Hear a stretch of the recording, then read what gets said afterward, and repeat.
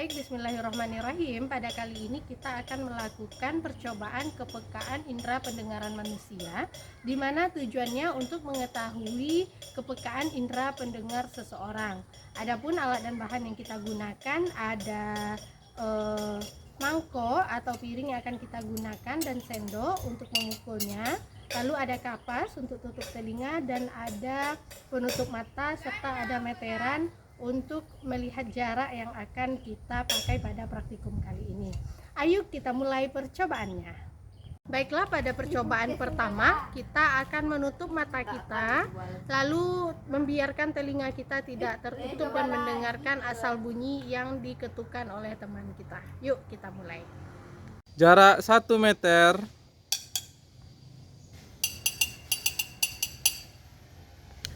Jarak 3 meter.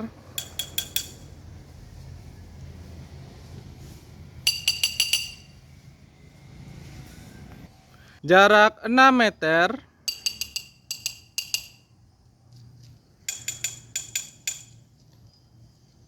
Jarak 9 meter.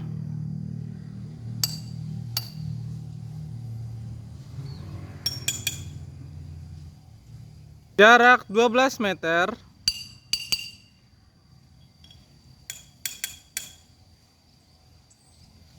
Selanjutnya kita tutup telinga kanan dengan menggunakan kapas dan kita tutup mata.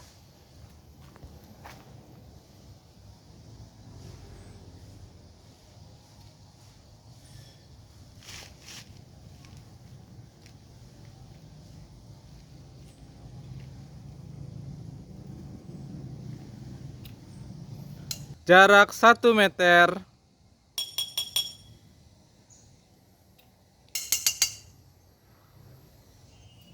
Jarak 3 meter.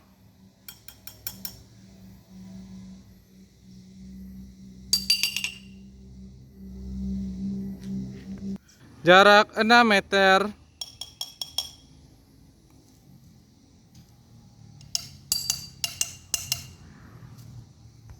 Jarak 9 meter.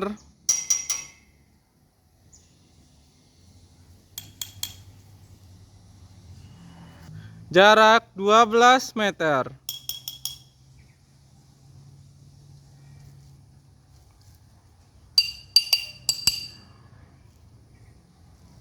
Selanjutnya kita menutup telinga kiri menggunakan kapas dan menutup mata.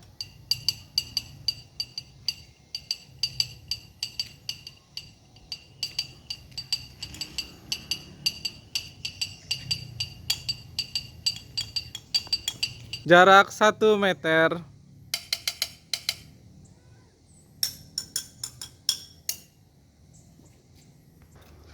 Jarak 3 meter.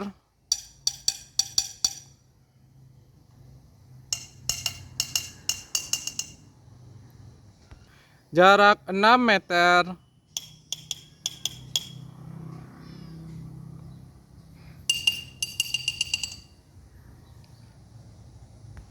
Jarak 9 meter.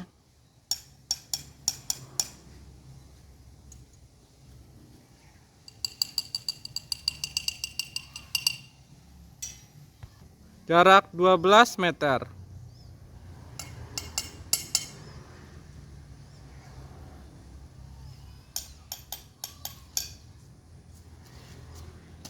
Pada percobaan kepekaan pendengaran, maka terdapat kesamaan antara telinga kanan dan kiri, yaitu semakin dekat telinga dengan sumber suara, maka kekuatan bunyi yang didengarkan semakin keras, yaitu pada jarak 1 hingga 6 meter. Namun, semakin menjauh sumber bunyi, maka pendengaran semakin menurun atau suara yang terdengar semakin lunak, yaitu jarak 9 hingga 12 meter. Baiklah, selanjutnya kita akan melakukan percobaan struktur dan fungsi telinga, di mana tujuannya untuk mengetahui bagian-bagian telinga dan mengetahui fungsi dari bagian tersebut. Yuk kita lakukan percobaannya. Baiklah, kita akan membahas struktur dan fungsi telinga, di mana telinga kita ini terdiri dari 3 bagian. Ada telinga bagian luar, telinga bagian tengah, dan telinga bagian dalam. Ayo kita bahas satu per satu. Nah, berdasarkan gambar pada lembar kerja kita, maka nomor 1 itu adalah daun telinga, di mana daun telinga berfungsi untuk mengumpulkan gelombang suara yang nantinya menuju ke saluran telinga. Nah, bagian nomor 2 adalah saluran telinga, di mana saluran telinga ini berfungsi untuk menangkap dan mencegah debu maupun hewan-hewan kecil yang masuk ke dalam telinga kita. Bagian luar telinga. Selanjutnya ke bagian tengah telinga. Nah, bagian tengah telinga ini nomor 3 ada gendang telinga. Gendang telinga ini berfungsi untuk menangkap gelombang suara lalu mengubahnya menjadi getaran yang diteruskan ke tulang telinga. Nomor 4 itu tulang telinga, di mana tulang telinga ini ada 3, ada tulang martil, landasan, dan sanggurdi. Tulang telinga ini pada tulang martil berfungsi untuk menerima getaran dari gendang telinga dan meneruskannya ke tulang landasan.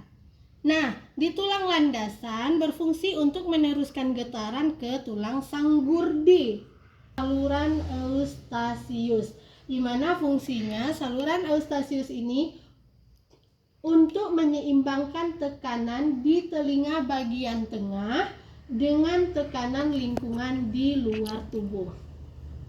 Nah, fungsi tulang sanggurdi adalah menyalurkan getaran dari jendela oval menuju ke koklea. Pada bagian 6 ada saluran setengah lingkaran, di mana berfungsi untuk mendeteksi gerakan kepala, mengatur keseimbangan, membantu stabilisasi pandangan, dan koordinasi gerakan tubuh. Pada nomor 7 ada tingkap oval. Fungsinya untuk menerima getaran dari tulang sanggurdi dan meneruskan melalui tingkap oval supaya masuk ke rumah sifut atau koklea di telinga bagian dalam.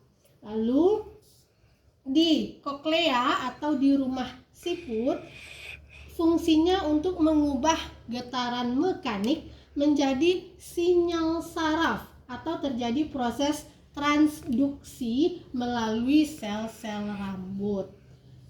Yang nomor 9 ada saraf pendengaran yang berfungsi untuk mengubah getaran suara yang ditangkap oleh koklea menjadi sinyal listrik yang kemudian akan dikirim ke otak dan diinterpretasikan sebagai suara. Jadi, telinga bagian luar ada daun telinga dan saluran telinga. Telinga bagian tengah ada gendang telinga, tulang telinga, dan saluran eustasius. Lalu bagian dalam ada saluran setengah lingkaran, tingkat oval, koklea, dan saraf pendengaran. Inilah bagian-bagian dari telinga manusia. Selanjutnya kita lakukan percobaan mekanisme transmisi pendengaran, di mana tujuannya untuk menjelaskan peristiwa yang terjadi pada bagian-bagian telinga yang dilalui oleh getaran suara dari sumber bunyi.